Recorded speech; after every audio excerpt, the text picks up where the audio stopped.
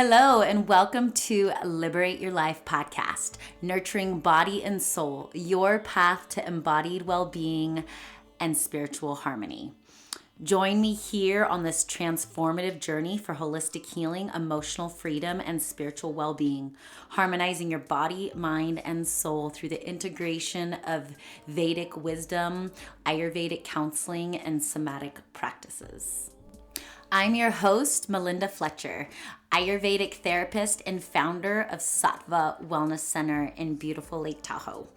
Here is where I share my passion, my joy, and my devotion to healing and transformation, guiding the path for vibrant health, spiritual growth, and a reconnection with our authentic self. Welcome to season 3, episode 34, Slowing Down is Good Medicine. In Ayurveda, we connect the doshas, the mind-body types, to the gunas, which are the qualities that we experience in nature and in our bodies, right? So we are the microorganisms of the macro experience of the cosmos, the earth, and everything that is the cycle of this vibrant and flourishing life that this beautiful earth has created and provided us with.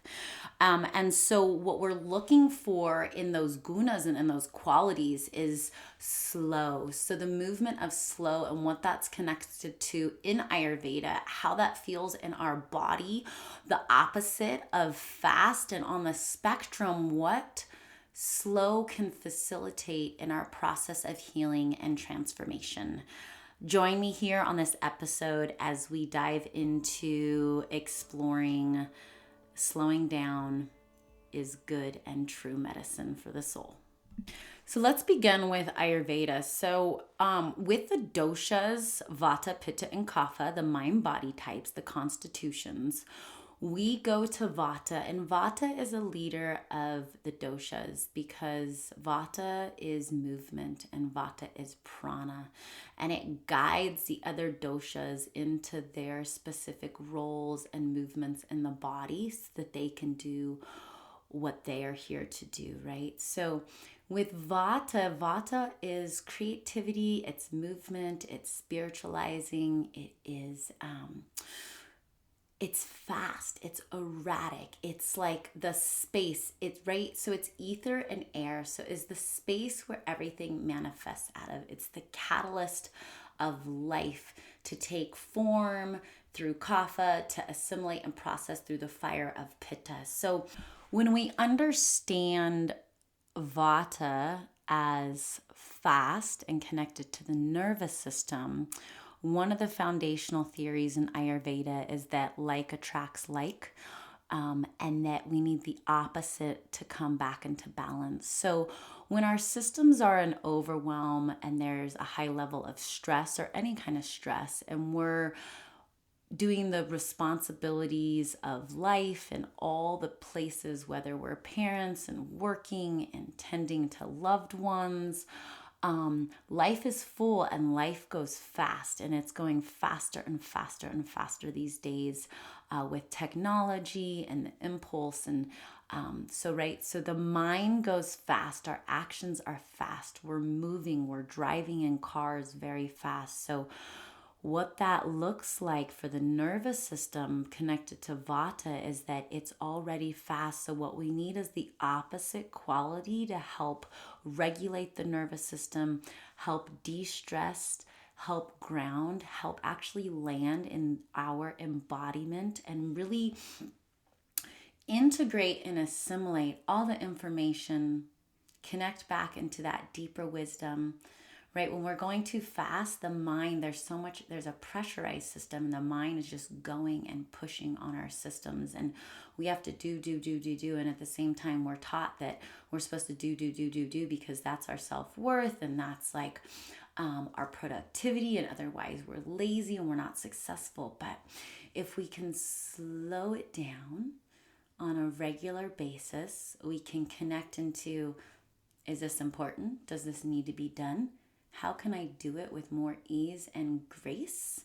And we can still be productive, but the way that it feels in our body becomes more fluid, and then we can tap into this higher guidance and all the miracles and magic that the universe just is like ready to just help integrate into our daily experiences. But when we're going too fast, we kind of override the natural intelligence and the natural cycles and our own inner wisdom, because we're so pressurized. The nervous system is going at such a intense rate that we haven't come together and really tapped in and connected into our embodiment, into our wholeness, put our feet on the ground. We are here to be embodied. We are here to walk on this earth, through this earth, in this embodiment. And when we move too fast, all the pieces start to move more with more static and more this frantic, pressurized energy. And then that becomes the norm. It becomes normalized that we feel this way. And we don't actually have to move through life in that way, but it takes intentional devotional commitment every day to really practice, okay, how am I feeling? Am I moving too fast? Do I need to slow down? Do I need to bring in that opposite quality so that I can ground, recalibrate? Who am I? Where am I? What am I doing? And that we can really focus our energy and our intention into these movements that bring this ability to stay centered in our hearts, grounded, and really connected into that inner wisdom. So when we look at healing and transformation, one of the main components of healing and transformation is that we slow down to integrate the healing pieces. There's an organic timing in really assimilating and processing as we're seeing through the layers of our trauma, of our stories, of the patternings and beliefs that are in our system. It takes time to see through those and then to actually assimilate and process so that we become that wisdom. We become that which we see. We begin to integrate all the pieces, and that takes time. If we look to nature, which Ayurveda looks to nature to understand our way of being and living, when we plant a seed, it takes time for that to grow. It takes time for all the pieces to take form and to extend its branches and to bring the fruits of all that labor and all that time. So there's this beautiful organic timing to the healing process. And part of that is that we can really practice patience and compassion and self-love for ourselves and really hold ourselves in these really tender places and see them and acknowledge that they are taking the organic time to process and heal, and that slowing down and doing these practices to help slow down really creates the space for integration. And then if we're moving too fast, we don't have the time to fully assimilate and process all the experience and all the wisdom and all the knowledge that's coming through. And so there's like these fragmented pieces. So slowing down really helps us in the embodiment, in the healing process, in the transformation process. And then we can really be with all the pieces. And patience is a big thing. We all it's hard to be patient when it's a challenging time or it feels overwhelming. But if we think about the amount of time that it took to wire our systems in this way, unwiring it is going to take time, right? So we think about our childhood, right? So we think about the formative years, the first, 6 to 10 years, and it's like, okay, that was years. And yet we're like, well, why am I not there? Why am I not healed in these few weeks or, this year, or I'm still here? And just acknowledging the slowing down piece and really being with it and really having that deep compassion for the assimilation and the processing time. And slowing down helps. You can just feel all the pieces of the body, like the eyes become more clear, the body becomes softer, the heart becomes just this beautiful, loving presence, and the digestion is able to process better. We're able to sleep better. So again, I know that our systems are pushed so much and we have these minds that run rampant, but it is a daily practice and devotion to how am I feeling? Where can I slow down? How can I slow down? And what's available in that space when we slow down. And the beginnings of that, like when we slow down, we actually have to look at ourselves and we actually have to listen to ourselves and we face ourselves. And that can be really challenging. It can be scary. There's a lot in there. But that's where we hold the key to the unconsciousness, to the shadow, to the places that have not been integrated because we've compartmentalized or we've pushed them into those places and we've created this structure through the ego now that we have developed these skills to survive and be productive and have these great roles in society. And yet when we slow down and we drop into the ground of being, into that stillness, there is so much information in there that is so much of what we search for, where we're looking outside of ourselves. It's like the answers lie within. We need to slow down to actually deeply connect and then integrate all of our being so we can move as a weight consciousness in this embodiment where the formless and the form move as one. I always think about in my practice at Sattva Wellness Center when I'm working with the body, when I'm working with clients, I always remind myself to slow down, to slow down, to slow down in my movements, because in that is where the client's body is able to slow down more and more, and they can remember what it feels like to move slowly and feel deeply connected. And then we get the information of what's truly going on in our body and psyche and soul, because we're not moving too fast to actually be with it.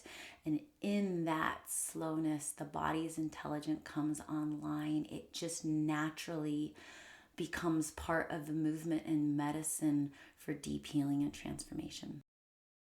So let's explore some ways to slow down and drop in. So embodied presence, doing less so that we can be more present and connected to our bodies. And then the way in which we do what we need to do feels more fluid and feels more in flow state and smoother, and we can access more joy and source more deep intention. Grounding practices. So every day doing grounding practices, whether we're doing yoga, meditation, earthing, to really foster that stillness and that presence. Connecting with nature, just really taking time to just sit and be and breathe and slow down. And then intentional scheduling. So can we cancel extra activities to create breathing room and allow the organic flow and intentional recalibration to happen, right? So we schedule so full. I used to schedule so much where I wouldn't even schedule enough time to get from one place to the other, and I would just go. And I got so much done and I felt so like empowered and energized, but wow, was I just like bridging over so much until I got injured and I had to stop and be still and move slow. And it's one of the best things that have happened to me in this lifetime. So intentional scheduling, doing less, and doing daily practices to really drop into that sweet stillness within. So I love in Ayurveda that these practices, they are these simple yet profound. It's like we go too fast, we slow down. We're too dry, so we moisten, and we do this dance of like the qualities of life, and they're these beautiful teachings that we can really tune into, and to take the time to be intentional with our choices, committed to our highest self, really connecting in this time when we slow down to higher wisdom and guidance and really allow the unfolding of the magic and the miracles to be available. And the earth and the cosmos and spirit and soul and people and our loved ones and the person at the cash register, you know, this world is just, it's so beautiful, and it's so like blooming to offer this sweet wisdom that we look so much outwardly, and we spend a lot of time and money like, what's wrong with me? But slowing down is good medicine. Slowing down is a foundational piece of connection, our embodiment, healing, assimilating, processing, transformation,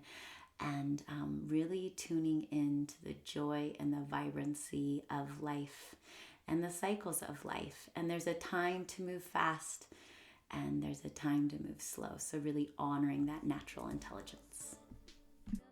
Thank you for joining me here on Liberate Your Life podcast. You can connect with me on Instagram at Sattva Wellness Center, or head to my website. I offer in-person and virtual sessions, and that is sattvawellnesscenter.com.